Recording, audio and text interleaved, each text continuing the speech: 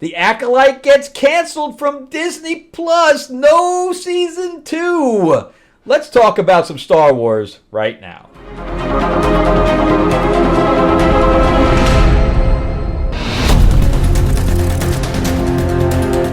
Welcome back to the channel, everyone. Thank you so much for spending time with me as we rant about movies, comic books, and television shows, as well as the occasional board game. I am your host, Frank Zenka. I'm an award-winning screenwriter, novelist, and comic book writer, as well as a filmmaker. I am going to be starting to go back on set in a couple of weeks. We are going to do a reality show. I just got hired. I just gave a class tonight. I think everybody had a good time with that. I had a film financier come up and talk about that as well. Fun stuff. But yeah, let's talk about. I know a lot of people are happy and a lot of people are up in arms. Maybe not a lot of people, but a percentage of people are up in arms about the fact that the Acolyte got canceled. So I am a huge Star Wars fan. In fact, I'll tilt this up so you can see. I got a whole bunch of. I got Boba Fett up there from his show. And I have Bo-Katan and Mandalorian and Grogu up there. And also you could see Rey behind me as well in the Dark Rey. So yeah, so I am a huge Star Wars fan. I have literally Star Wars everywhere. This is just my office. You can see a lightsaber behind me as well. That's a Disney lightsaber. So where I was actually hopeful that that Star Wars under Disney command would actually have a decent run. I had no idea it would be turned into dust, which is where we're at.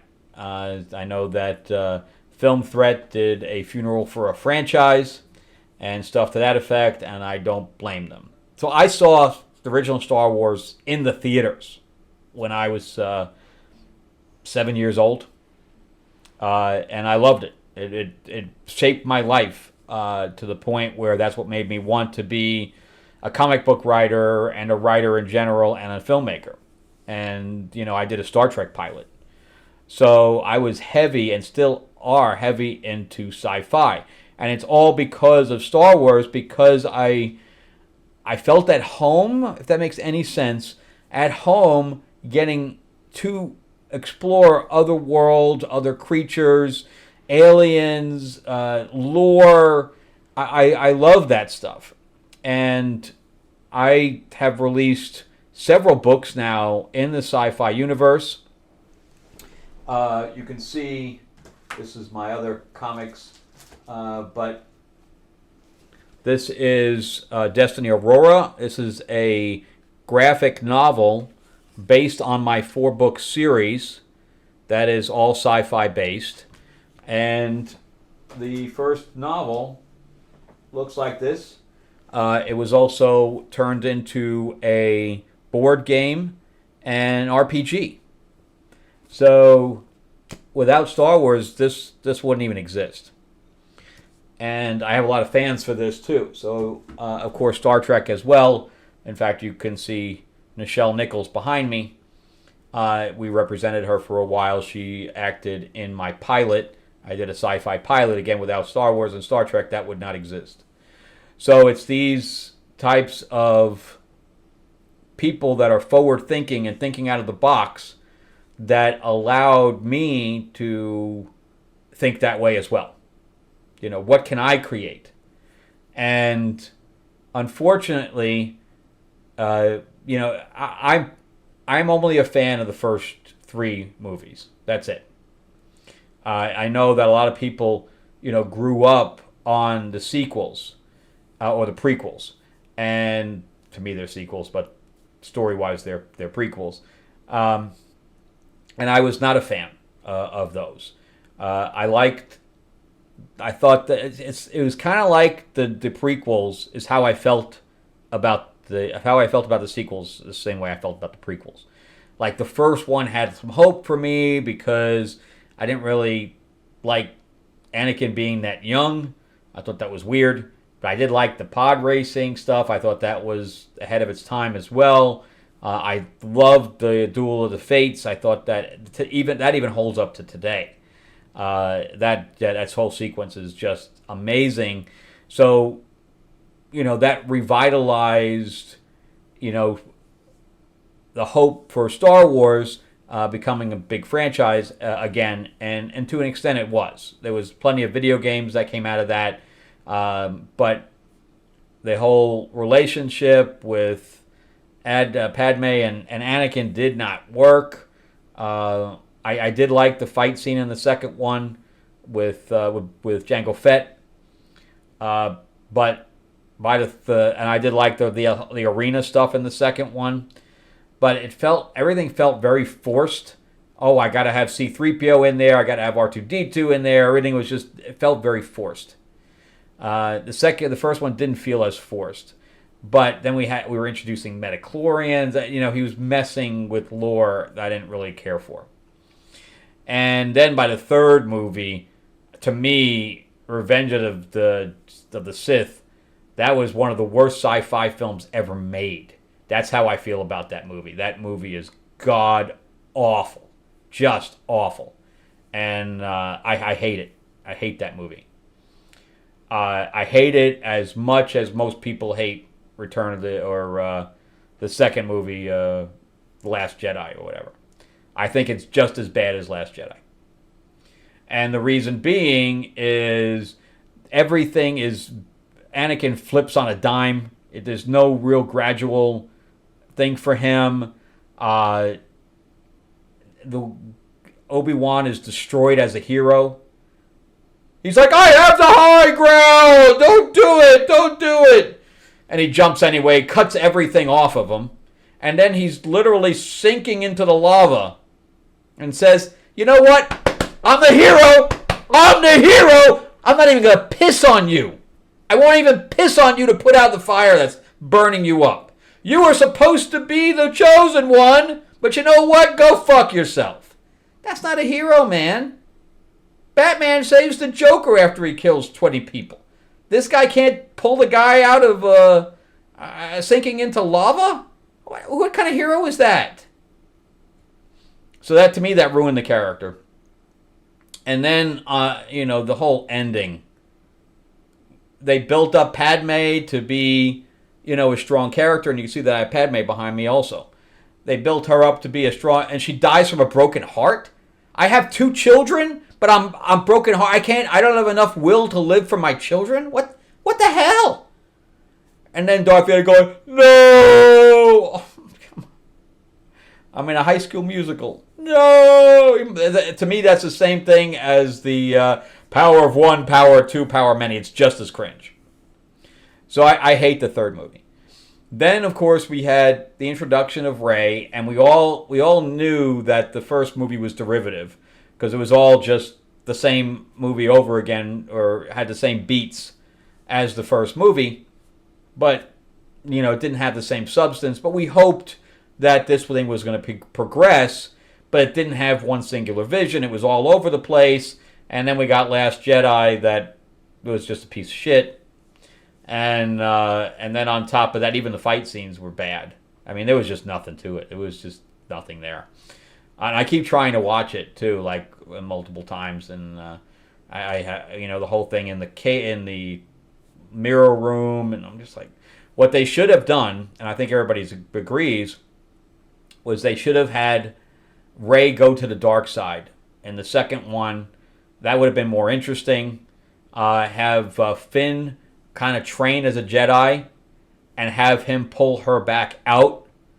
And by the end, Finn would have had a way bigger role, and he would have had to go against Kylo. I think that would have been to pull her out. I think that would have been a far better group of films, the first and second and third act, than what we got. We just got shit. And then, the last one, I think was better, but they keep changing what the Force does. I mean, I don't even know what the Force does anymore. Or is it the thread? So now we get into the TV shows, and I was a big fan of Clone Wars. I'm a fan of Ahsoka and stuff to that effect. And then I was really, really excited about the Ahsoka show. I have this signed by Timothy Zahn. And it's we had a conversation when he was signed this for me, And I said, does Filoni get Thrawn? Does he get those characters? And he's like, oh, yeah. No, that was awful. I was so excited to see some of these characters in live action. Hera is one of my favorite characters from Clone Wars and Rebels and all that stuff. And it was awful. It was awful. We had, I'm Ahsoka. I'm acting. I'm Rosario. Oh, I'm acting. That was her whole shtick. And she couldn't fight worth a shit. I don't know why she refused to have a stunt double, but she did. She refused to have a stunt double. And you can tell that that Anakin, he was fully still immersed in his original training. He was like doing all this, and he had to slow down for her because she didn't know what the hell she was doing. And it looked like crap. It all looked like crap. That's how badly I hated that show. I canceled my Disney Plus after that. I watched 3 episodes of Obi-Wan, couldn't watch anymore. I mean, when you had Bail Organa send him a message where Reva picked it up and said, don't tell anyone that Luke is on Tatooine. I'm like, what? You're insulting my intelligence. It was awful. Just the writing was just awful. Ewan McGregor couldn't do anything with that. And the writing on Ahsoka was just as bad. And then, of course, as everybody says, now we can stab people through the chest and they can just get back up. It's awful. Just god awful. It's all bad. So I canceled Disney Plus. I don't want to see anything. I don't want to see anything. So I'm one of those guys, and this is what people are saying on the internet now about the show getting canceled. Forget that. They've hit the second tower. It was set up to fail from the beginning. When The Acolyte was first announced as a female-run show with Leslie Headland at the helm, starring a black femme and a diverse cast of characters, unlike we had seen in a Star Wars project before, the review bombers took to the internet before the show even had a chance to air. Lucasfilm didn't do anything to protect the cast and the crew of The Acolyte. Why can't the girls have fun things for the girlies? Why? But it just shows how fragile you guys are to storytelling. And it was for the girls on board. Leslie Headland was so dedicated as a fan of Star Wars. I don't care about what the incel said. You guys bullied Amanda Stenberg so bad. The Acolyte, it was kind of to be expected considering how it is set in the universe that has, if not one of then the most toxic fan base like ever. So yeah, I guess you can call me any name you want. I don't really care. I'm a racist, I'm a misogynist, I'm a bigot because I don't watch this show. I watch people making fun of it. So I know what it's about. But yeah, this is not Star Wars to me. Why would I support something that has no recollection to what Star Wars is? How? I mean, I don't care anymore. I'm one of those guys that I'll rewatch the first 3 movies and that's it. I'm not even collecting any of the comics anymore. I was collecting them all. I like Dr. Aphra and all that, and it's all turned to shit. So yeah, I'm done with Star Wars, except for the first 3 and maybe some Clone Wars and some Rebel stuff. But there's no way like Ahsoka's getting a season 2. I have no idea how. No idea how. And when the first show, I think this was said by Star Wars Theory, that we were physically told, this is not for you. You old white guys, this is not for you. We are moving on. We are moving on. So this is about the new. This is the new. You are the old. You go away. Way. No, you're still too close. Away. We were told not to watch it. If you don't like it, don't watch it. That's what we were told. I listened. I canceled Disney Plus. You're right. You are right. It is not for me. You are making this for someone else. Why am I going to support something that I was told, go fuck yourself? I did. I fucked myself all night long and didn't watch The Acolyte. Ever. And Ahsoka Season 2 is going to come out. Not going to watch that either. I am not going to submit to something that is a pale imitation of what's supposed to be. And Filoni, he's done. He's done. He's already failed. How do you fail upward? I have no idea. How long is Kathleen Kennedy going to continue to fail? $180 million for the Acolyte, and you get nothing out of it. It's the worst rated show and the least watched show of any Star Wars. You can only go downhill from here because everybody's already jumped ship. Everybody's already done. So when the Ahsoka 2 comes out, the Andor has its own little fan base. I kept trying to watch that. It was just too slow for me. I didn't have any really complaints with it, but it didn't feel like Star Wars to me either. So I watched maybe a few episodes, and that was it. I thought the acting was good. But I'm done. I'm not watching any of it. My Disney Plus is gone, and now I just got rid of Hulu. So Disney's not making a dime off me. Not a dime. Well, that's a lie, because I do play Lorcana and I do play Star Wars Unlimited. So they are making a little bit off me, a little bit.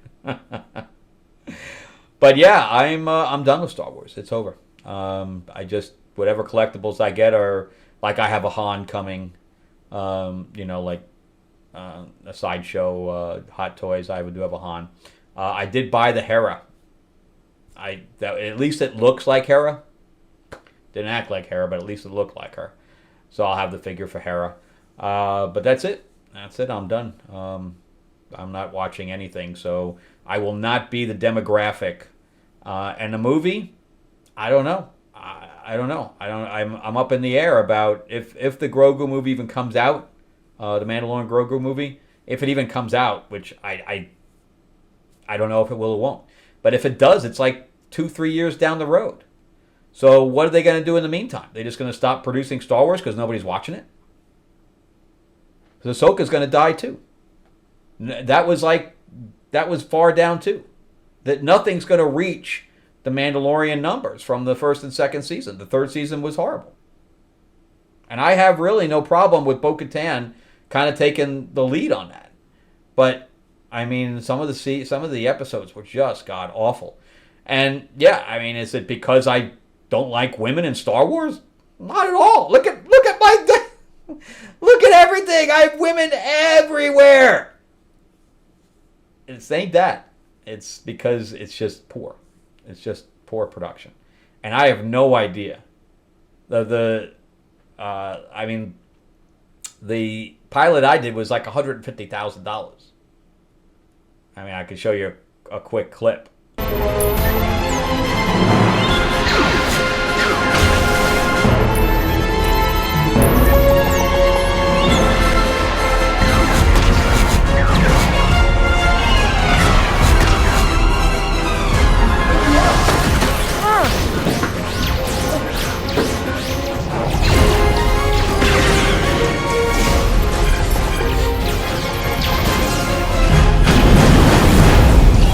What they're doing for $180 million is just crazy. That $20 $30 million an episode? That's crazy.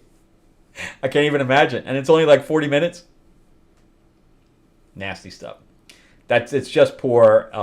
And what's going to happen now is Amanda Stenberg now is going to have a bad stain on her career because she has a failed show. And Leslie Headland, the same thing. She has a failed show.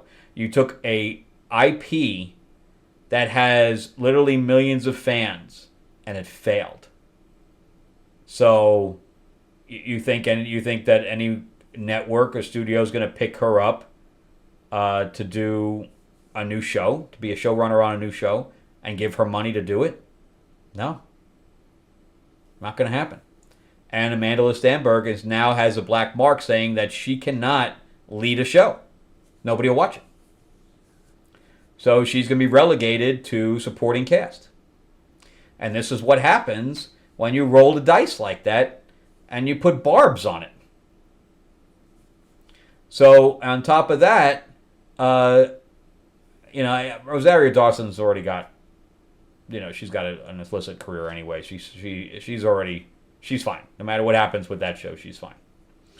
But the same thing happened with what's-her-face from Indiana Jones. She was now doing the